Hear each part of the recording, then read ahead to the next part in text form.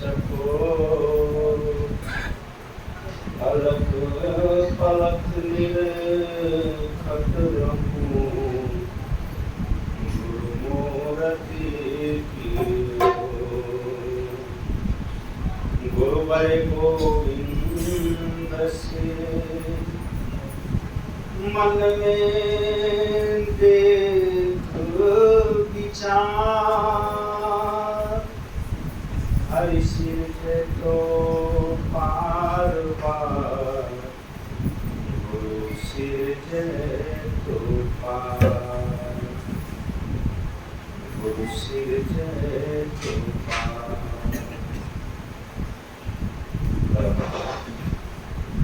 सतगुरुदेव परम गुरुदेव मंच पर विराजमान संत सत्संग में आए हुए सत्संग प्रेमी सज्जन माताएं सभी को हार्दिक वंदन। अभी हम लोग बहुत सुंदर विचार रविंद्र साहब से सुन रहे हैं। हीरा पड़ा बाजार में रहे खाक लपटाए कितने मूर्ख ठग गए कोई पारक ले। हीरा रास्ते में पड़ा हुआ है, सब लोग हीरे से होकर के गुजर रहे हैं, लेकिन हीरा की परख किसी को नहीं। सब लोग हीरा को छोड़ करके जा रहे हैं। कबीर साहब ने कहा सबकी गांठी लाल है, सब है साहूकार, गांठी खोल पर खैर नहीं तासुर गए कंगाल। कोई यहाँ गरीब नहीं है, कोई यहाँ दीन नहीं है, कोई यहाँ मजबूर नहीं है। भगवान ने सबको परिपूर्ण करके भेजा। कोई अपना तकदीर को दोष दे रहा है, कोई अपना भगवान को कर्म को दोष दे रहा है, बस एक बहाना है, नहीं तो सब परिपूर्ण है। कहने का तात्पर्य सबकी गांठी लाल है। सबको तो भगवान ने बराबर व्यवस्था दे करके भेजा है। सभी को दो हाथ दो पैर, सभी को शरीर से बराबर भेजा। प्रकृति ने अपने तरफ से कोई भेदभाव नहीं किया है। एक बात फॉरवर्ड ऊंच नीच गरीब अमीर का नजर नहीं रखा है। ईमानदारी से कहिए, जब भगवान सूर्य उदय करवाते हैं तो सूर्य की रोशनी जितना गरीब के यहाँ आते हैं उतना ही तो अमीर के यहाँ जाते हैं, उसमें जरा भी अंतर होता है। फूल खुशबू बिखेर रही है, फूल के सामने से कोई गरीब निकल जाए, कोई अमीर निकल जाए, कोई दरिद्र निकल जाए, कोई शहंशाह निकल जाए, कोई अंतर नहीं है। फूल को उससे कोई फर्क नहीं पड़ता है। मेरा कहने का तात्पर्य सबकी गांठी लाल है, सब है साहूकार, सब साहूकार हैं, सब परिपूर्ण है, सब महान है, लेकिन एक बात की भेद है। गांठी खोल पर खै नहीं तासो भयो गंगा। गांठ में तो बांधा हुआ है ही, लेकिन गांठ को खोलेंगे तभी तो। गांठ को खोलेंगे नहीं तो आप जानेंगे कैसे हमारे गांठ में क्या बांध दिया है भगवान है। नहिरा से बेटी ससुराल अपने सारे सामान लेकर के आते हैं, वस्त्र आभूषण श्रृंगार गहना जेवर सब। और उस बेटी को खोले नहीं तो क्या समझ सकेंगे क्या लेकर के आए। वही हुआ हमारे साथ, हम लोग कभी बेटी को खोले ही नहीं। इसलिए कबीर साहब कहते हैं कितना मूर्ख टप गए, कितना मूर्ख निकल गए, लेकिन हीरा का कोई फर्क नहीं किया। तो फर्क किसने किया? कोई पारखी लेकर उठाया। जो बड़े पारखी है, जो बड़े शांत है, जो अपने भीतर खोजना जानते हैं, जो अपने भीतर डूबना जानते हैं। अपने भीतर डूबा किसने? अभी आपने सुना, सभी ने अपने भीतर डूब करके हीरा को निकाल लिया। कबीर साहब कहते हैं, मैं मर्जीवा समुद्र का डुबकी मारी एक। मर्जीवा कहते हैं जो पानी में डुबकी मारते हैं, जो पनडुब्बी का काम करते हैं, महीनों महीनों दिन तक समुद्र में मर्जीवा जो होते हैं, जो पनडुब्बी होते हैं, उसमें डूब करके नीचे जमीन का पता लगाते हैं। कबीर साहब कहते हैं, मैं मर्जीवा समुद्र का डुबकी मारी एक, मुट्ठी लाया ज्ञान का जाम वस्तु अनेक। मैंने अपने भीतर एक समुद्र में डुबकी मारा जिसमें अनेक ज्ञान की मुट्ठी भर करके लाया। तो मैं कह रहा था, खोजा किसने हीरा को? संत ने खोजा, विवेकानंद ने खोज लिया। एक बार की घटना है, स्वामी विवेकानंद विदेश यात्रा चले गए और विदेश में सन्यासी का सम्मान नहीं है।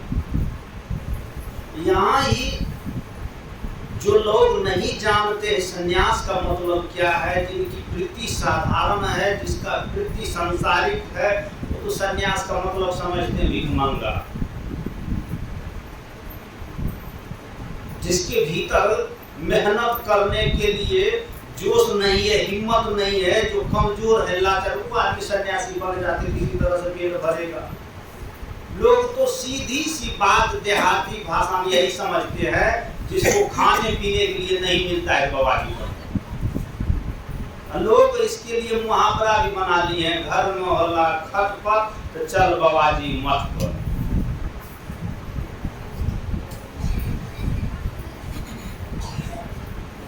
ऐसे ही सन्यासी नहीं होते हैं। ऐसे भी कहीं कहीं परिस्थिति देखने के लिए मिलता है, लेकिन सन्यास का मतलब इतना ही नहीं है कि पेट भरने के लिए कोई सन्यासी हो जाए, ये गलत बात है। सन्यास तो वो शिखर है। हमारे कबीर साहब तो सन्यास के लिए कहते हैं, साधु होना चाहिए पक्का हो के खेल। कोई दुनिया का पक्का खिलाड़ी ही साधु हो सकता है। जो आदमी कमाने के डर से साधु बनेगा वो साधु हो जाएगा। अरे जो दुनिया को जीत सकता है वही सन्यास को जीत सकता है। जो उधर कमजोर है इधर महा कमजोर हो जाएगा। सन्यास सबसे बड़ी चैलेंज है और सबसे बड़ी वीरता है। आपने मेहनत करके, मजदूरी करके, बुद्धि लगा करके, व्यापार करके 10 तल्ले की बिल्डिंग बना लिया, करोड़पति बन गए, अरबपति बन गए, समाज को जोड़ लिए, मान प्रतिष्ठा सम्मान सब कुछ को आपने पाया। लेकिन कहते हैं परमात्मा ना पाया, पाया जगत तो क्या हुआ। सब कुछ तो जगत का पाया, अगर परमात्मा ही नहीं पाया, सन्यास ही नहीं पाया, अपने आप को ही नहीं पा सका, उस हीरा से आप परिचित नहीं हो सके, तो पाया जगत तो क्या हुआ। ये जगत का संपत्ति पाए तो क्या हुआ इससे?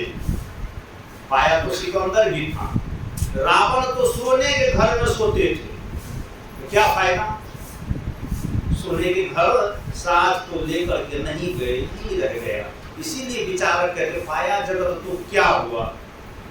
मैं कहना चाहता हूँ, सन्यास कोई भिखारी नहीं होता है, सन्यास कोई कमजोर नहीं होता, सन्यास कोई मजबूर आदमी नहीं होता। सन्यास तो वो बुलंदी है, सन्यास तो वो ताकत है, सन्यास तो वो जलवा है, सन्यास तो वो जोश है जो दुनिया में कितने ही समृद्धि को प्राप्त कर ले, कितने ही मान सम्मान को प्राप्त कर ले, कितने ही युद्ध को जीत ले, उसे योद्धा कहा जाएगा, वीर कहा जाएगा। लेकिन जो सन्यास को जीत जाता है उसे महावीर कहा जाता है।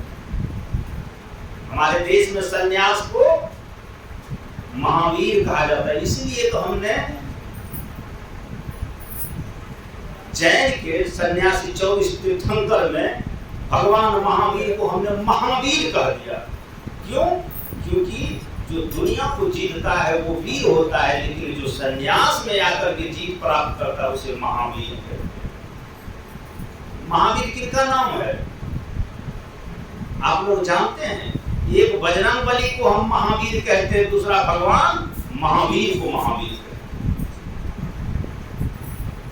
तो बजरंगबली क्या किए थे? 10 तल्ले की बिल्डिंग ठोक लिए थे, इलेक्शन जीत गए थे, बेईमानी करके मान प्रतिष्ठा प्राप्त किए थे। उसको जो हम महावीर कहते हैं, कहने का मतलब कुछ सोचिए कि उसको महावीर क्यों कहा गया,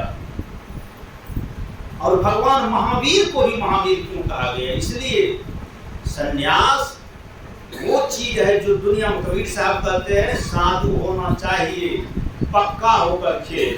कोई पक्का खिलाड़ी हो तो साधु बनना भाई। कमजोर आदमी मत सोचना कि अब संसार में नहीं हमसे चल रहा है तो चले जाएंगे, सन्यास के वेश ले लेंगे तो वहां आराम होगा। लेकिन मैं कहता हूं दुनिया में जो परेशानी नहीं होगी वो परेशानी आपको सन्यास। अगर जिंदगी में पुरुषार्थ उठाना चाहते हैं तो सन्यास में आइए। जिंदगी में अगर कुछ करना चाहते हैं तो सन्यास आपके लिए स्वागत है, नहीं तो सन्यास आपके लिए नहीं है। तो मैं कह रहा था स्वामी जी गए विदेश यात्रा में और विदेशी लोगों ने सोचा कि सन्यास का मतलब भिखारी। यूं तो भारतीय लोगों को हेत दृष्टि से देखा करते हैं।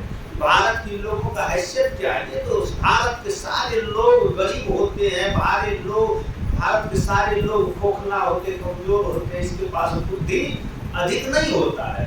तो भारत के लोगों को ही हेत दृष्टि से देखते हैं। भारत की सन्यासी तो और गए गुजरे। स्वामी जी को सोचा कि इसके पास कितना माथा होगा, कमाने के डर से बवाली बना है, इसके पास कितना क्षमता होगा समझने की, बुझने की। तो 2-4 लड़की अपने में विचार करती है चला जाए इस सन्यासी से कुछ इंजॉय करते हैं। भारतीय है, देखते हैं हमारे प्रश्न का उत्तर देते हैं, कुछ पूछते हैं, कुछ सोचते हैं। 2-4 लड़की मिल करके गई स्वामी जी के आगे, देखा युवा चेहरा, ललाट चमकता हुआ सुंदर सा, गेरुए वस्त्र में बैठा हुआ है सन्यास के वेश में। स्वामी जी शांत है। जो आदमी सन्यास होता है वो शांत हो जाता है। जिसकी वृत्ति बाहर होती है वही आदमी घबराता है, वही आदमी परेशान होता है, वही आदमी किसी को देख करके छिन्न-भिन्न होता है। लेकिन जो आदमी भीतर से शांत होता है उसके सामने परिस्थिति भी आ जाए तो वो शांत ही रहता है। तो 2-4 लड़की आकर के बैठ गई, स्वामी जी शांत है। लेकिन लड़की ने कहा स्वामी जी एक बात सुन लीजिए। स्वामी जी ने नजर उठा करके देखा, लड़की कहती है आपके हाथ में बहुत महंगे घड़ी पहने हुए हैं, वो घड़ी हमें आप अपने मन से खोल करके सौंप दीजिए, नहीं तो हम चारों लड़की मिल करके आपके लिए FIR लिखेंगे और जोर जोर से शोर करेंगे, कहेंगे हमारे साथ ये सन्यासी ने बदतमीजी किया, आरोप लगाएंगे।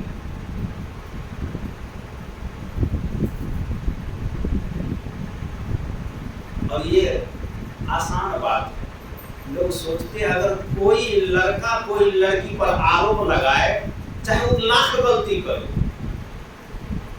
कॉलेज हो, विद्यालय हो, कहीं भी हो, तो कोई मानेगा नहीं कि लड़की कहीं गलती करती। मैं भी अपने जो अनुभव किया हूँ, मैं रोड लाइन पर जब चलता हूँ तो जितने गलती हमारे लड़के लोग नहीं करते उससे ज्यादा लड़की लोग करते। 2-4 साइकिल ले लेगी और आपस में सब सखी सहेली में बात करते जाएगा, आधा रोड छेद करके जैसे उसके बाप ने बनाया है। आप हॉर्न देते रहो, घंटी देते रहो, इशारा करते रहो, उसको आप अलग होने के लिए, साइड होने के लिए कहते रहो। वो तो अभिमान है, हम लड़की है भाई, हमें आरक्षण है, हमें तरजीह मिलना चाहिए, हमें अहमियत मिलना चाहिए, हमें रास्ता मिलना चाहिए, आप अपना रुक करके जाओ। लड़की इसलिए कहीं कहीं पर अधिक एक्सीडेंट इसी के कारण होता है। मैं कहता हूं अगर चलना है तो आगे पीछे चलो भाई, बात करनी है तो आप रुक करके घर में कर लो, आप रुक करके रोड के किनारे में कर लो। लेकिन आप चल भी रही हो तो 2-4 सहेली मिल करके सारे रोड को बराबर करके बात करती हुई जा रही हो, ये अच्छा तरीका। जहां तक मैं समझता हूं लड़के और लड़की की बात, तो मैं कहना चाहता हूं लड़की अगर लड़के पर आरोप लगाए तो सारे दुनिया मान जाएंगे, लेकिन लड़की पर कोई लड़का आरोप लगाए सच्चा भी हो तो कोई नहीं मानेगा। एक लड़की कहीं ऐसा करती है, लड़की कहते कि ये लड़का मेरे ऊपर ऐसा बात चलाया है तो सब लोग मारने के लिए लड़की को खड़े हो जाएंगे, लेकिन लड़के के ऊपर लड़की कुछ बोल गई, लड़का कहना चाहेंगे तो कोई नहीं उसके साथ खड़ा होगी। तो मैंने कहा कि स्वामी जी के सामने 2-4 लड़कियों ने कही कि स्वामी जी आप अपना घड़ी दे दो, नहीं तो हम लड़की है समझ लो, और लड़की की बात सब लोग मानते हैं। हम लोग बेटी के सम्मान में है, स्त्री के सम्मान में, माता के सम्मान में, लेकिन एक बात, जब आपको सम्मान दिया जा रहा है, अधिकार दिया जा रहा है, स्वतंत्र किया जा रहा है, आपकी एक दायित्व बन जाती है, आपका धर्म बन जाता है, आपका कर्तव्य बन जाता है। जब हमको लोग सम्मान देते हैं तो हम इतना सम्मान पा करके, इतना स्वतंत्र पा करके हम कहीं अतिक्रमण नहीं करें, हम अपना जिम्मेवारी, जैसे आपको सरकार ने आरक्षण दे दिया है तो आप अपना अधिकार प्राप्त कीजिए, लेकिन आप अपना महिमा, आप अपना गरिमा, आप अपना कर्म धर्म मत भूल जाइए। हमें अधिकार मिला है तो हम ऐसे चले नहीं, मर्यादा में होना जरूरी है। स्वतंत्रता जितना जरूरी है उतना मर्यादा भी जरूरी है। लड़की ने चैलेंज किया, लड़की ने कहा स्वामी जी आप मुझको घड़ी देते हैं या हम फोन लगाएं पुलिस को फोन लगा करके कह देंगे कि स्वामी जी ये सन्यासी होकर के मेरे ऊपर बदतमीजी किया है, और हम 4 लड़की है, पुलिस मेरा बात मानेगी और आपको सलाखे के पीछे जाना पड़ेगा, हथकड़ी लग जाएंगे, आप पर कार्रवाई होगी, मुकदमा होगी, आप भारत का मुंह नहीं देख पाओगे। स्वामी जी नहीं घड़ी दे दो। स्वामी जी ने सोच लिया, देखो परिस्थिति आने पर शांत से, बड़े विनम्रता से, बड़े गंभीर से किसी भी बात का उत्तर देना चाहिए। घबरा करके अगर कोई आपको गाली दे रहा है, आप पलट करके जल्दी मत कीजिए गाली देना, उस गाली को सोचिए कि इसके बदले में मैं इसको करूं क्या। हो सकता है जो मीठे ही मर जाए, जड़ देना जरूरी है क्या? जो मीठा भोजन से मर जाए उसके लिए जहर का प्रयोग नहीं करो। स्वामी जी ने सोचा कि ये लड़की बहुत चतुराई कर रही। स्वामी जी ने थोड़ा देर सोचा और फिर स्वामी जी ने एक नाटक किया। आप कहोगे कि सन्यासी होकर के नाटक किए, जरूरी है। समय आए तो आपको सोचना चाहिए कैसा शस्त्र का प्रयोग कहाँ होगा। समझ रहे हैं? जहां पर कपड़ा फटा हुआ है तो कपड़ा को सिलने के लिए तलवार चाहिए कि लाठी भाला फरसा? सुइया चाहिए। तलवार से सिएंगे तो राइफल बंदूक से वहां पर सुई काम करेगी। कबीर साहब कहते हम मोरे की बिगड़ल नहीं सुधरी, घरे में खुरपी, घरे में कचिया, घरे कुदारी छोड़िए ली, टकुआ से धान कमैली, नहीं उसरी तो नहीं उसरी, हम गोरे की बिगड़ल नहीं सुधरी। टकुआ ले धान कमैली, बताओ कितने धान कमैली, क्या कथा खेत पेड़ दो, कितना खेत आबाद करेंगे टकुआ से सुइया से। इसलिए टकुआ का काम कहाँ है, सुइया का काम कहाँ है, कुदाल का काम कहाँ है, कचिया खुरपी का काम कहाँ है, आपको सोच करके प्रयोग करना चाहिए। हर एक औजार, हर एक वस्तु, हर एक शस्त्र का प्रयोग होता है, लेकिन सबका अपना अपना स्थान है। टकुआ का भी अपना स्थान है, सुइया का भी अपना स्थान है, तलवार का भी अपना स्थान है। हम दैव कवि कहते हैं रहीमन बरेद देख के दिए न लग उडारी, जहां काम सुइया आवे तो क्या करे तलवार।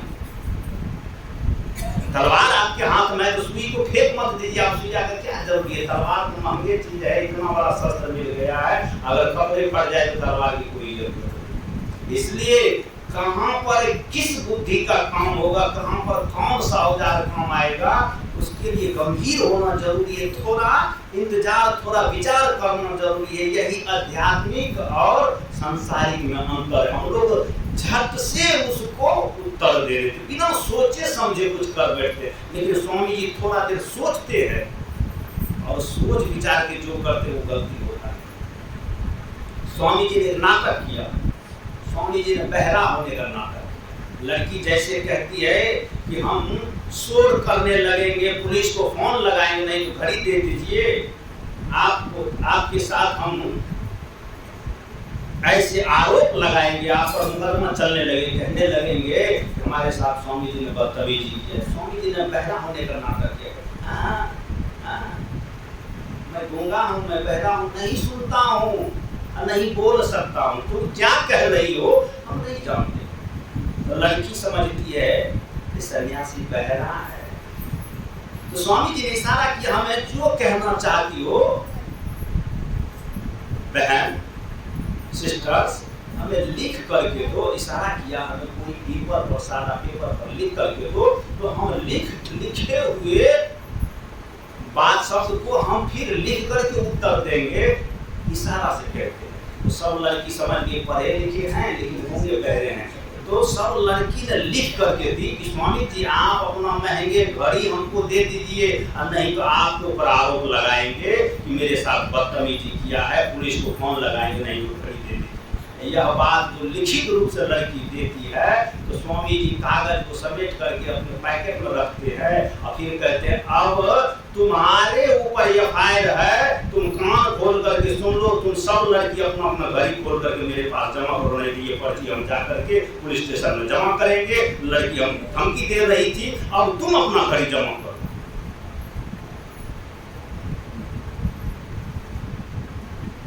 बिना विचारे जो करे सो पाछे पछताए, काम बिगाड़े अपना तो जग में वो हंसा। वो लड़की बिना विचारे कर गई। उसको सोचना चाहिए, मैं जो लिख करके दे रही हूँ ये तो लिखित बात हो गई ना। अब इस लिखित पेपर को अगर पुलिस को देते हैं तो गवाह का भी जरूरी है, आपका दस्तखत है। आपने ऐसा सन्यासी के साथ बर्ताव किया, ऐसा धमकी दिया, ये लीगल है क्या? ये अच्छा है क्या?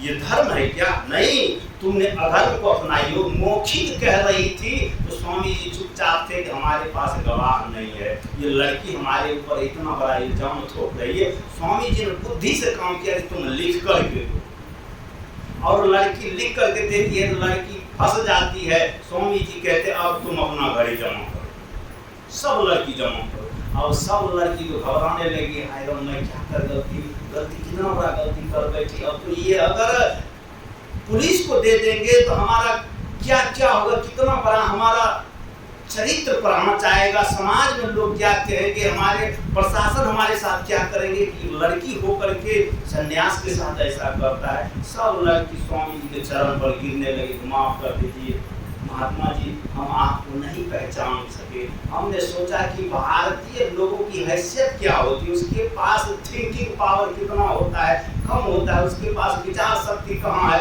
इसलिए हमने सोचा कि भारतीय लोगों के पास जब थिंकिंग शक्ति नहीं है, विचार शक्ति नहीं है, तो वहाँ के सन्यासी को क्या होगा।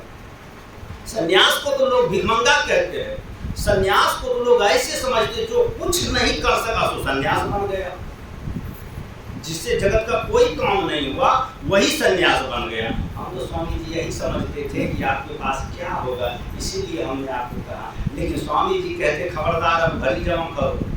सब लड़की पैर पर गिरने लगे, माफी मांगने लगे। तब स्वामी जी कहते हैं सन्यास कोई सस्ता चीज नहीं है। सन्यास इस धरती पर जो आदमी दुनिया में सब कुछ कर सकता है लेकिन सन्यास नहीं हो सकता, सन्यास नहीं हो सकता। कभी आपने सुना जब गीता में महाभारत का युद्ध जब प्रारंभ हो रहा था तो अर्जुन ने कहा हे कृष्ण आप क्या कहते हो अपने परिजन को मारने के लिए, अपने समाज को मारने के लिए, खून को अपने ही खून के साथ होली खेलूं, ये काम मुझसे नहीं होगा। पेट के लिए, हक के लिए, हिस्सा के लिए इतना बड़ा कत्ल करूं, इतने लोगों को मैं हत्या करूं, ये सब माफ कीजिए। पेट ही तो मेरे पास है, पेट भर लेंगे हम बाबाजी बन जाएंगे, सन्यास हो जाएंगे, किसी मठ पर चले जाएंगे, जंगल में जाकर के फल मूल कंद पत्ते खा करके रह लेंगे, लेकिन हम युद्ध नहीं करेंगे। भगवान कृष्ण कहते हैं तुम सन्यास हो जाओगे। सन्यास कोई सस्ता मार्ग है क्या? सन्यास दुनिया का सबसे बड़ा चैलेंज मार्ग है, सबसे बड़ा चुनौती मार्ग है। जो आदमी दुनिया में सब कुछ कर सकता है अर्थात दुनिया को जीत सकता है, वही सन्यास को जीत सकता है। सन्यास सबसे बड़ा महंगा सौदा है। अर्जुन तुम युद्ध से भाग करके जाओगे, अगर युद्ध को नहीं जीत सकते हो तो हारे हुए योद्धा कभी संन्यास नहीं होता है। जो जीतता है वही संन्यास होता है। जो युद्ध को जीतता है वो तो वीर होता है, लेकिन जो संन्यास को जीतता है वो महावीर होता है। इसलिए संन्यास बहुत बड़ी चीज है। इसलिए मैंने कहा स्वामी जी ने थोड़ा सा शांत होकर के भीतर से ही हीरा को निकाला, युक्ति को निकाला, विधान को निकाला, सिस्टम को निकाला और ऐसे चुनौती, ऐसे चैलेंज का इस तरह से सामना किया कि वह जो धमकी दे रही थी वो चरण पर झुक करके गिर गई और माफी मांगने लगी। ये पावर कहाँ से आया? हमारे साहब ने कहा कोई बालक ही ले उठाए। अगर उस चैलेंज के साथ हम लोग होते तो बताइए क्या करते, कितना घबरा जाते, क्या से क्या कर लेते, खुद फंस जाते, वो हम क्या क्या हो जाता। लेकिन स्वामी जी क्षण एक गंभीर होकर के ऐसा समस्या का समाधान निकाला कि कभी सोच ही नहीं सकते थे कि ऐसा ही समस्या का समाधान। जो आदमी गंभीर होता है, जो आदमी सज्जन होता है, जो आदमी आध्यात्मिक होता है, वो सोच समझ करके करता है। मैंने कहा बिना विचारे जो करे। संसार के लोग बिना विचारे करते हैं और सन्यासी विचार करके करते हैं। यही सन्यास और संसार में अंतर है। एक बार की बात है, अकबर बादशाह जल रहे थे बीरबल से।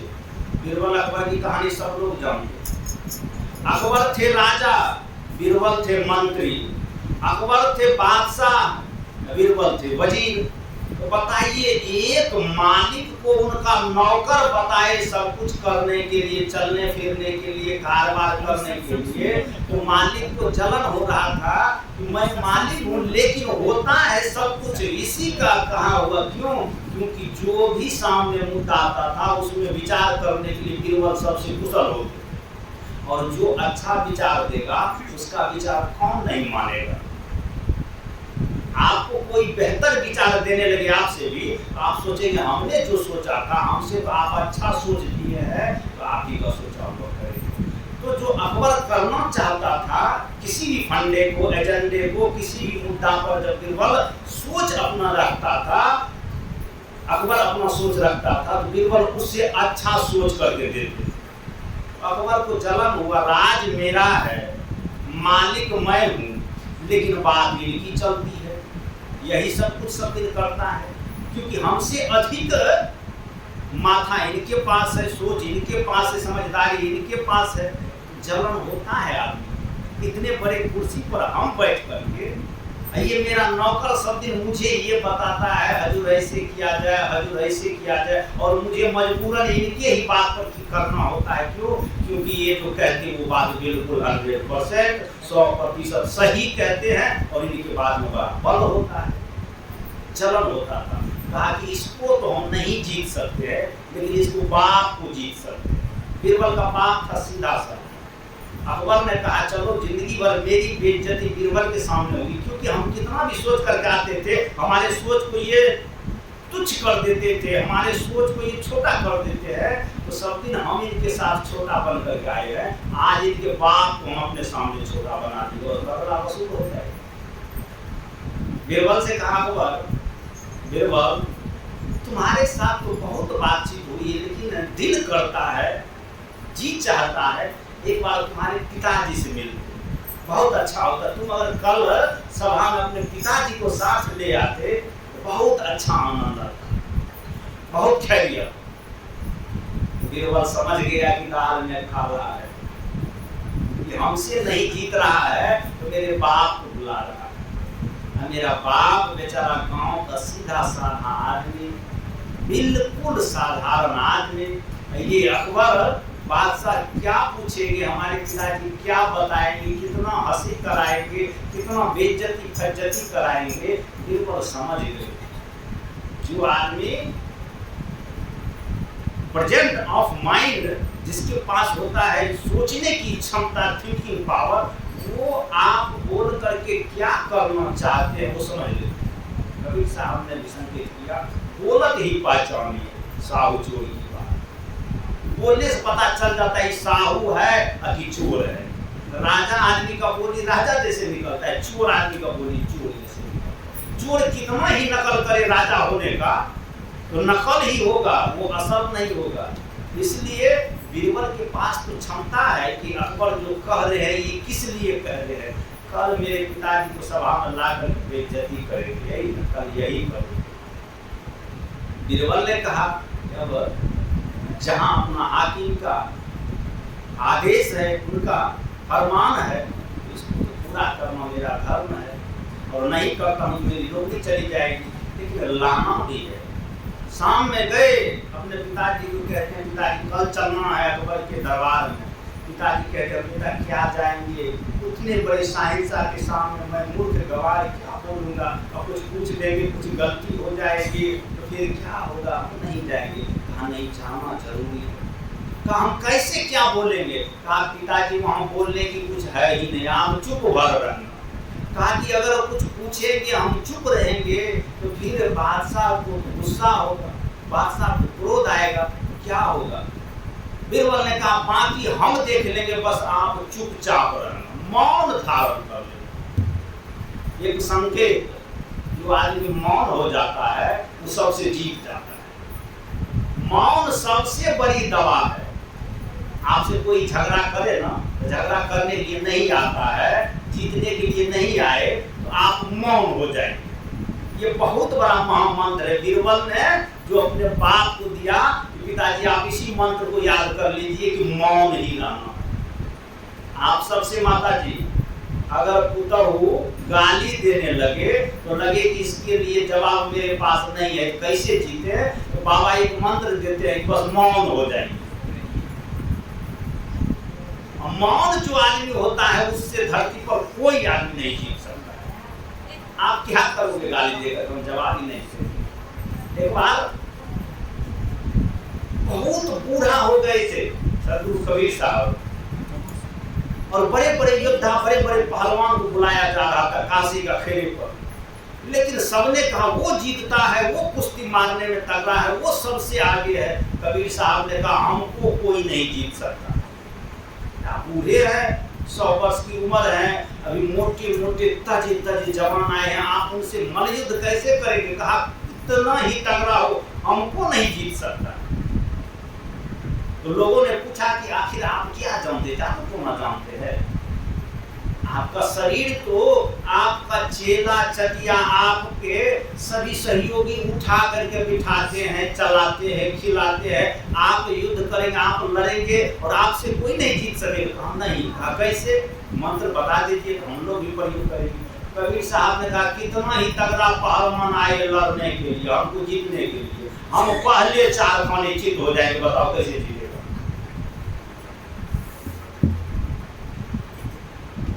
जो आदमी पहले 4 खाने चित्त हो गया उसको आप कैसे जीतोगे। जीतने के लिए कोई उपाय है, जीतोगे उसी से जो आपसे लड़ेगा, जवाब उसी को दोगे जो आदमी आपको जवाब करेगा। तो जो आदमी मौन हो जाएगा, जो आदमी हार जाएगा, जो आदमी चुप हो जाएगा, उससे लड़ने के लिए, उससे गिरने के लिए, उसको जीतने के लिए धरती पर कोई उपाय नहीं। बीरबल ने यही महामंत्र अपने पिता को दिया, पिताजी आप मौन भर रहना। और मैं कहूँ कि मौन रहना कोई छोटा काम नहीं है। दुनिया में सब काम आसान है, लेकिन चुप रहना आसान नहीं है। आप सब कुछ कर सकते हैं लेकिन चुप नहीं रह सकते। 2-4 बातें 2-4 लोग करे तो उस बीच में आप जाकर के बिना बुलाए, बिना कहे बस तो अपना सलाह बिखेरने लगते, अपना मंत्र देने लगते, नहीं ऐसे करना चाहिए, नहीं ऐसे करना चाहिए। बोलना एक कहिए तो बोलना धरती पर सबसे बड़ी जो है ये अवगुण है, हम बिना बोले रह नहीं सकते। इसलिए आपको यह भी ध्यान रखना होगा कि चुप रहना कोई आसान काम है नहीं, चुप रहना सबसे बड़ी काम है। जो सासू चुप रहने के लिए सीख जाए तो बहू से कभी झगड़ा नहीं। मैं गारंटी देता हूँ, लिख करके देता हूँ, कहिए तो मैं एग्रीमेंट कर दूंगा, झगड़ा हो नहीं सकता। अगर झुट्टा पकड़ के मारती है, अगर भोजन नहीं देती है, दहलीज से बाहर निकालती है, इसमें सारा सर बात है कि कुछ आपका भी योगदान है। बिना लोहा के दोष से खाली लोहा का दोष थोड़ी होता है, लोहा और लोहा दोनों में दोष होता है। इसलिए तो बीरबल कहते हैं पिताजी आप बोलिएगा मत, क्योंकि आप बोलिएगा तो हमें संभालने में मुश्किल हो जाएगा। इसलिए जो आदमी चुप होता है वो सबसे जीतता है। बीरबल ने बस यही मंत्र को याद कर लिया कि पिताजी आप चुप रहना।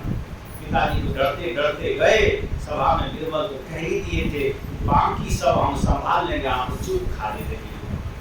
अब सभा के बीच बीरबल के पिता खड़ा है। अकबर अब मजाक उड़ाने लगे, ये मूर्ख आदमी से आज बोल रहा है, आज बीरबल के सामने उनके पिताजी की फजीयत होगी। तो बीरबल के पिताजी से कहते बादशाह अकबर कहते हैं और सब खैरियत है पिताजी, और सब अच्छा है, कहिए समाचार।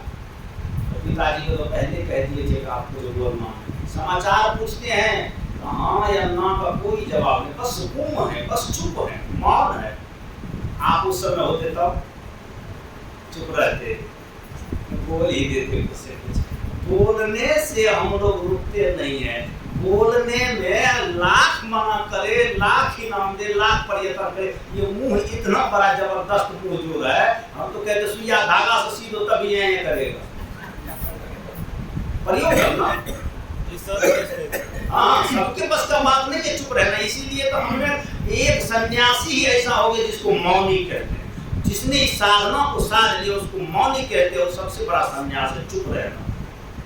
एक गुरु के पास 3 शिष्य गया, कहा कि हमें कोई मंत्र दीजिए जिससे मोक्ष मिल जाए, शांति सद्गति हो। गुरु जी ने कहा एक मंत्र को तुम संभाल लो, बस इसी से हो जाएगा। कहा क्या मंत्र? कहा कि बोलना बंद कर दो। शिष्य ने कहा जी आराम सा, अगर कोई मंत्र दोगे तो भूल भी होगी, त्रुटि भी होगी, और चुप रहने की बात करें तो हम बोलबे नहीं करेंगे। कहा बस बेटा चुप रहना सीख लो तो सबसे बड़ा मंत्र है। 3 शिष्य को यह मंत्र, तीनों शिष्य ने कहा ठीक है चुप रहेंगे। तीनों शिष्य बैठा हुआ है मंदिर में, शाम हो गया, शाम हुआ तो अब संध्या का समय हुआ तो कोई दीपक जलाने को है, कोई लालटेन जलाने को है, कोई रोशनी जलाने को। तो एक शिष्य ने चुप नहीं रहा गया, तो पहला शिष्य कहता है देखो संध्या हो गया है, कोई शाम देने के लिए भी, दीपक जलाने के लिए भी नहीं आए। तो दूसरा कहता है तुमने बोल दिया है गुरु जी का आज्ञा को तुमने पालन नहीं किया। तो तीसरा कहता है तुम दोनों बोल दिए, हम ही खाली बचे हैं। पता कौन है? अब मौन किसका पूरा हुआ? मौन की साधना किसकी पूरी हुई? एक कहता है संध्या हो गया है, कोई दीपक भी नहीं जलाया है। दूसरा कहता है तुम बोल दिए हो, हम चुप है। तीसरा कहता है नहीं तुम दोनों बोल दिए हो, हम ही बाकी है। अब बाकी कौन? क्या समझते हैं? चुप रहना आसान काम है? दिन भर बकवाक, निंदा, चुगली, शिकायत, आलोचना, प्रशंसा आप लोग करते रहते हैं। एक दिन चुप रह करके देखिएगा तो पार लगता है या नहीं। बहू हो तो सासू की चर्चा, सासू हो तो बहू की चर्चा। क्या कहे सब्जी में नमक छूट गया, क्या कहे आज मिर्ची पाउडर अधिक हो गया, क्या कहे आज तो जी करता तो थाली उठा के फेंक, लेकिन बर्दाश्त कर लिए हम ही। लोग क्या कहेंगे? दिन भर आप फिजूल बात को बोलते रहते हैं, जिस बात को बोलने से कोई फायदा नहीं। इसलिए बोलना कोई विशेष अच्छा नहीं है, लेकिन चुप रहना साधना है।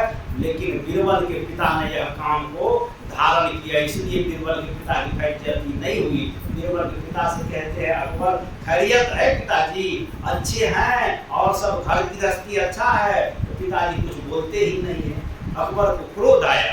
अकबर ने बीरबल से कहा बीरबल मूर्ख आदमी से पल्ला पड़ जाए, गंवार आदमी से पल्ला पड़ जाए तो उस समय क्या करना चाहिए?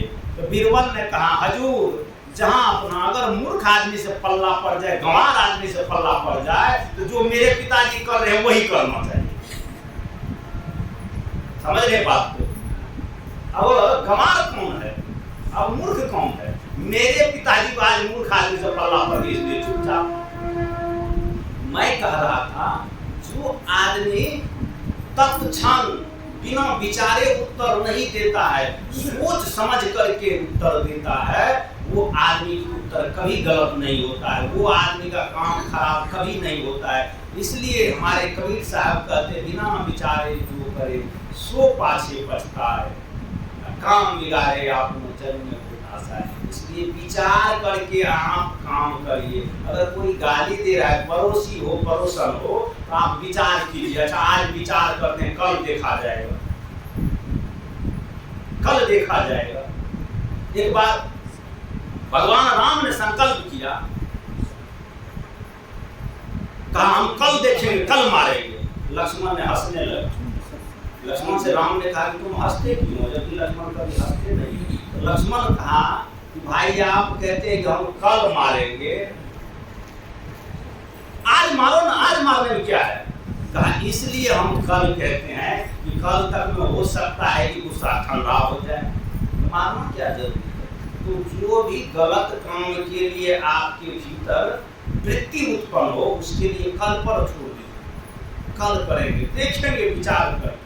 और जब विचार करके आप करेंगे, आपसे गलती नहीं होगी, आपसे भूल होगा ही नहीं। इसलिए तत्क्षण किसी भी निर्णय को नहीं अपनाना चाहिए, उसको गंभीर से, ध्यान से, विवेक से, अगर नहीं हो सके आप अपने से समझदार से, सज्जन से, संत से सलाह ले सकते हैं। हाँ ध्यान रहे, अपने वैरी से सलाह मत लीजिए। वैरी समझते हैं, सास बहू में झगड़ा है तो पड़ोसी से सलाह मत लीजिए, वो चाहते हैं जल्दी बुढ़िया में अब तो हुआ में झगड़ा जब पकड़ा पकड़ी हुए हम देखो तमाशा। इसलिए सलाह कभी भी भूल करके वैरी से मत लीजिए, जो आपका अनहित चाहता हो, जो आपको बिगाड़ता हो, जो आपके संबंध में हित चिंतन नहीं रखता। इसलिए सलाह लेना चाहिए किनसे, ध्यान रहे, कोई सज्जन से, कोई संत से, जो आपका भला चाहता है। इसलिए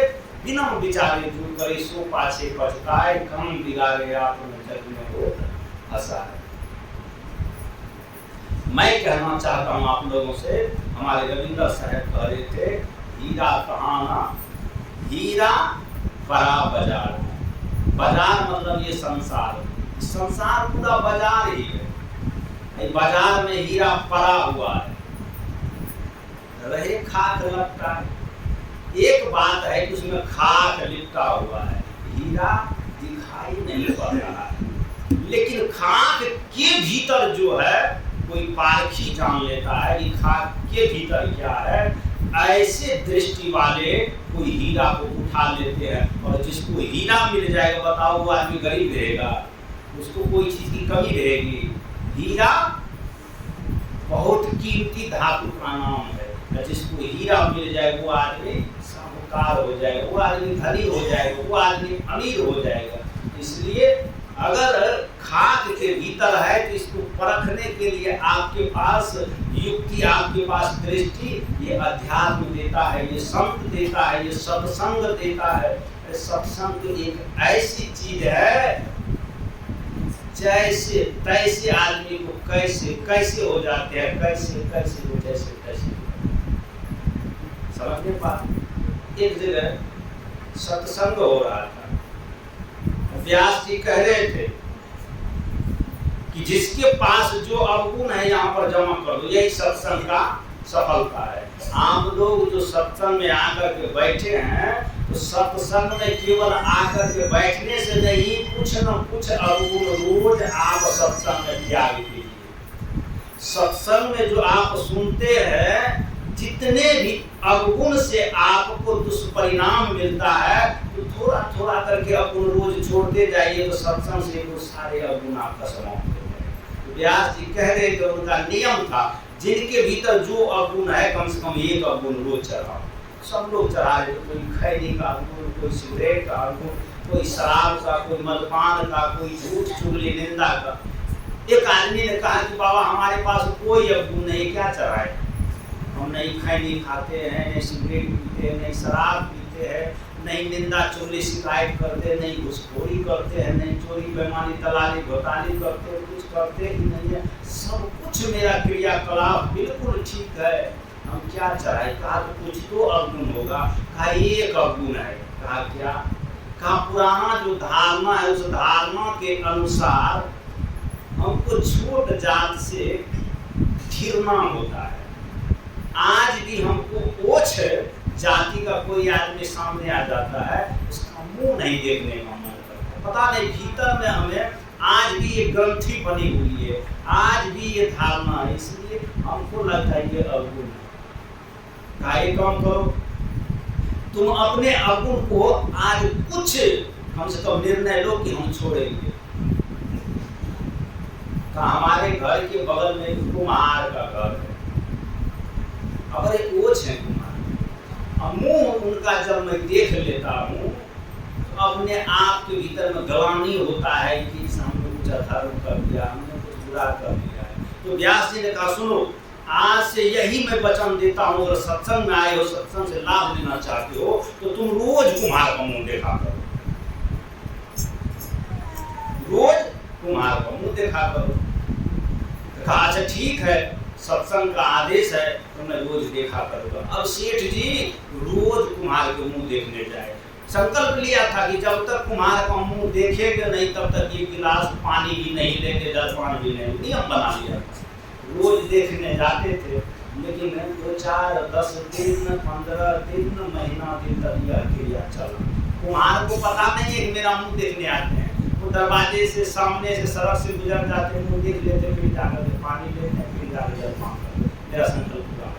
गुरु जी ने आदेश किया था, जिससे तुम छुआते हो, जिसको देख करके घबरा के उसको रोज देखा करो। मरने से डर लगता है ना, तो महात्मा बुद्ध का यही जो संन्यास लेते थे, महात्मा बुद्ध यही कहते थे कि रोज तुम मरे हुए आदमी के पास जाओ, और मरे हुए आदमी के पास जाने से एक वैराग उत्पन्न होता है, ये विरक्ति मन में आती है। भगवान रजनीश यही काम करते थे, उनका सबसे पहला साधना था कि गांव में जो भी आदमी मरते थे, मुसलमान का गांव था, गांव में जो भी मुसलमान मरते थे तो उसको कब्रिस्तान में जाकर दफन करते। शाम में दफन करके आते थे, मिट्टी ऊपर हल्का होता था, भगवान रजनीश रात को जाते थे, फावड़ा से मिट्टी हटा करके मुर्दे को बाहर करके अपने सो जाते थे। देखते हम मुर्दा बन करके, मुर्दा को कहता था भाई तब तक 2-4 घंटे तुम बाहर हो, हम भीतर, तुम्हारा काम मैं करता हूँ, मेरा काम पार लगेगा। और ये बड़ी साधना है, इतना हिम्मत होना सबसे बड़ा हिम्मत है। मैं कहना चाहता हूँ जो काम से घबराहट आती है वो काम करने लगो तो घबराहट एक दूसरा खत्म हो जाए। तो संत ने कहा, व्यास जी ने कहा, अगर तुम्हें उससे घबराहट होता है, ग्लानि होता है तो उसका मुंह रोज देखो। रोज देखता, महीना बीत गया, लेकिन एक रोज हुआ क्या, सेठ जी गए कुम्हार को देखने, कुम्हार दरवाजा पर था, गांव में भी खोजे तो मिले नहीं। अब उनके घर में परिवार कहते हैं थोड़ा पानी पी लीजिए, नाश्ता कर लीजिए, जलपान कर लीजिए, समय बहुत हो गया है। कुम्हार कहते हैं मेरा संकल्प है कि जब तक उनका मुंह नहीं देखूंगा, ये सत्संग का आदेश है, जब तक मैं कुम्हार का मुंह नहीं देखूंगा तब तक हम पानी भी नहीं ले सकते, ये पाप मैं नहीं उठा सकता हूँ, इसलिए कुम्हार का मुंह देख करके ही रहूंगा। तो कहा कि आखिर देख आइए न, कहा नहीं है दरबारी, कहा घर में पूछ लीजिए। हिम्मत करके गया और घर में उनके परिवार से पूछते हैं आज नहीं है कुम्हार भाई। तो कहा कि वो ऊंचे पर्वत वाले मिट्टी खुदाई करने के लिए गए, वहीं से मिट्टी लाते हैं और ला करके फिर अपना बर्तन बनाते हैं। पता ले लिया और गया, ऊंचे ऊपर में जो पर्वत के ऊपर में जो मिट्टी था वो मिट्टी जो कोर रहा था, और कोरते समय कुम्हार को मिल गया हीरा मोती जवाहरात जैसा पूरा भरा हुआ घड़ा, और घड़ा जो मिल गया था ऊपर में यह गुना भाग कर रहा है, कैसे लेकर इसको बचा दे, कैसे लेकर इसको अपने घर चले जाए, कोई जाने नहीं, प्रशासन तक भनक नहीं पड़े, कुम्हार विचार कर रहा था। और तब तक में इसको पता जो दिया, ये चला गया वहाँ कुम्हार का मुंह देखने। अब कुम्हार ऊपर में है और नीचे से ये आदमी कुम्हार का मुंह देखा, इसका जतरा बन गया, कहा कि बस हमने देख लिया, अपना काम मेरा हो गया, हम जा रहे। ये कहा कि हमने देख लिया, कुम्हार सोचा वो चीज देख लिया, देखा तो मुंह, लेकिन कुम्हार सोच लिया कि ये सब मारे में कर देख लिया। कहा बस आप वहीं रहिए, कोई बात की चिंता नहीं है, हमने जो काम से आया था वो काम हो गया, हम देखने के लिए आए थे, हम देख लिए, सब कुछ मैंने देख लिया। अब कुम्हार को घबराहट हो गया कि देख लिया, पता नहीं जा करके थाना फोन करेंगे, पता नहीं लोगों में जानकारी देंगे, हम पकड़े जाएंगे। दौड़ करके नीचे आया, भाई किसी को कहना मत, किसी से बोलना मत। कहा क्या? कहा जो देखे हो। उसने तो देखा था मुंह, देखा मुंह, ये समझ रहा है कि देखा सब कुछ, लेकिन कहा क्या हमने तो और कुछ, क्या तुम कुछ कहना चाहते हो? कहा वही बहुत धन है भीतर में, हमको मिल गया है, चलो अपना दोनों बांट लें, किसी को कहना मत, अपना दोनों बांट लें। सेठ जी ने सोचा आज हमने संत के बात पर, व्यास की बात पर, सत्संग के बात पर इनका मुंह देखने का काम किया। जिनके मुंह देखने से अपने भीतर ग्लानि होता था, अपने भीतर लगता था कुछ अधर्म हो गया, उनके मुंह देखने से आज करोड़ों का संपत्ति मिल रहा है। बताइए, एक छुआछूत मिटाने का जो संकल्प किए, इतना संकल्प मात्र से बताइए, एक सामाजिक बात को मैंने पालन किया कि छुआछूत हमारे समाज में रहेंगे, तो संत ने यही सोचा कि विखंडित होगा हमारा समाज। अगर एक बनाना चाहते हो, मानवता लाना चाहते हो, तो जिससे तुम छुआते हो उसे रोज छुआओ, तो छुआछूत खत्म हो जाएगी। हमने इतना बात माना था, करोड़ों के हिस्सेदार हमको मिल रहा है। लेकिन अगर संत के सभी बात को मान लिया जाए, पता नहीं यहाँ का संपत्ति मिला है तो वहाँ का भी संपत्ति मिल जाएगा। सेठ जी ने कहा तुम्हारा भाई तुम अपना संपत्ति तुम अपने पास रखो, हमको जो संपत्ति चाहिए वो संपत्ति अभी नहीं। इतना तो बस इतना करने से इतना बड़ा संपत्ति मिला, अब मुझे उन्हीं के पास चले जाना है जिसने इतना बड़ा संपत्ति, आज आधा हिस्सेदारी होने का जिसने योग्य बनाए। दौड़ करके चले गए गुरु महाराज के पास, कहा कि आज से हम आप ही के पास रहेंगे। एक बात का मैंने आपका पालन किया, आज इतना बड़ा मैंने दृश्य देखा और इतना बड़ा हक हिस्सेदारी को मैंने ठोकर मार करके आया हूँ, आज यहाँ का हीरा मोती मिला है, तो पता नहीं आपके साथ रहने से वहाँ का भी हीरा मोती मिल जाएगा, इसलिए आप अपने साथ रखिए। मैं कह रहा था सत्संग वो औषध है, सत्संग वो वरदान है, सत्संग वो चीज है, सत्संग वो वस्तु है जो हमें किसी भी हालत में लाभ ही लाभ होता है। सामाजिक हो, चाहे घरेलू हो, चाहे भौतिक हो, आध्यात्मिक हो, हर जगह हमारा सत्संग प्रासंगिक है। इसलिए हमें जहाँ भी जो भी करना चाहिए वो सत्संग से कुछ समझ, जो सत्संग में आकर के सत्संग से कुछ सीख लेते वही आदमी विचार करके काम करते। आपको मैंने कहा दूसरा फंडा, विचार करके काम करोगे तो घर में गृहस्थी में भी कोई तकलीफ कोई समस्या नहीं आएगा। इसलिए विचार करके और सत्संग के बात पर चलना चाहिए। बस मैं अभी आपकी सेवा में इतना ही बस कह करके करता हूँ प्रणाम। बोलिए प्रेम से सद्गुरु देव की जय, सद्गुरु कबीर साहिब की जय। बोलिए सद्गुरु